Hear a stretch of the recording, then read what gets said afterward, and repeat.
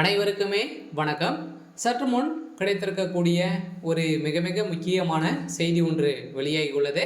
சற்று முன் உதயநிதியின் வாய்க்கொழுப்பால் திமுக ஆட்சி கலைப்பு இது மாதிரி செய்திகள் வெளியாகிருக்கு. ஏற்கனவே பார்த்தீங்கன்னா உதயநிதி ஸ்டாலின் அவர்கள் பேசியது ஒரு சரியில்லாத பேச்சாக தான் பார்த்தீங்கன்னா பேசிட்டு வந்துட்டு இருக்கார் இல்லையா. ஏற்கனவே பார்த்தீங்கன்னா மத கலகங்களை செய்யக்கூடிய சிலருக்கு உதயநிதி ஸ்டாலின் அவர்கள் அவருடைய வாய்க்கொழுப்பால் பார்த்தீங்கன்னா இப்போ திமுகவுடைய தலைமையகத்துக்கு பார்த்தீங்கன்னா ஒரு மிகப்பெரிய இடியாக தான் விழுந்திருக்கக்கூடிய சம்பவம் நடந்திருக்கு. ஏற்கனவே இந்த சனாதன வழக்கு மூலமாக சிக்கி திமுகவுக்கு ஒரு சர்ச்சை ஏற்படுத்தக்கூடிய அளவிற்கு ஒரு மிகப்பெரிய சம்பவங்கள் நடந்துருந்துச்சு இல்லையா.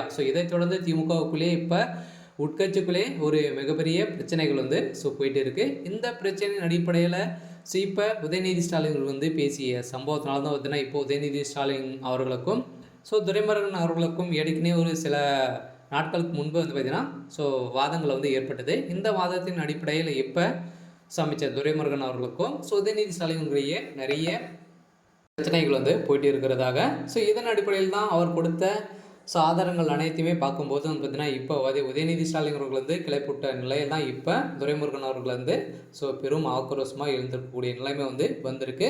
இருந்தாலும் உதயநிதி ஸ்டாலின் அவர்கள் ஏற்கனவே சனாதன வழக்கு மூலமாக பேசியிருந்த நிலையில் இப்போ ஒரு நிகழ்ச்சியில் பார்த்தீங்கன்னா துணை முதலமைச்சராக பேசிய உதயநிதி ஸ்டாலின் நானும் ஒரு பொறுமையான கிறிஸ்துவன் தான் என்று சொன்னதால் பாஜகவினுடைய எல்லோரும் எதிர்த்து ஏற்பட்டதால் நீங்கள் கிறிஸ்தவன் என்றால் நீங்கள் எதற்கு தமிழக மக்களுக்கு நீங்கள் ஆட்சி செய்கிறீங்க அப்படின்ற மாதிரி கேள்வி எழுப்பக்கூடிய நிலையில் இதன் அடிப்படையில் தான் இப்போ பார்த்தீங்கன்னா மதங்களை பிரித்து பேசக்கூடிய நிலை உதயநிதி ஸ்டாலின் அவர்கள் பேசி ஒரு நிலையில் தான் இப்போ அவருடைய வாய்க்கொழுப்பாலே திமுகவுடைய ஆட்சிக்கு ஒரு மிகப்பெரிய கேள்விக்குறியாக மாறி இருக்கு. இதன் அடிப்படையில் இதை குறித்து தான் பார்த்தீங்கன்னா ஒருவர் உச்சநீதிமன்றத்தில் வழக்கு தொடர்ந்திருக்கும் நிலையில் இந்த வழக்கின் அடிப்படையில் உச்சநீதிமன்றம் திமுகவுக்கு என்ன தீர்ப்பு வழங்க போகிறாங்க அப்படின்றது தான் ஒரு கேள்விக்குறியாக இருந்தாலும் மத கலவரங்களை அங்கங்கே செய்து காண்பிக்கக்கூடிய உதயநிதி ஸ்டாலின் அவர்களுக்கு தீர்ப்பு வழங்குவாங்களா, அப்படி திமுகவுடைய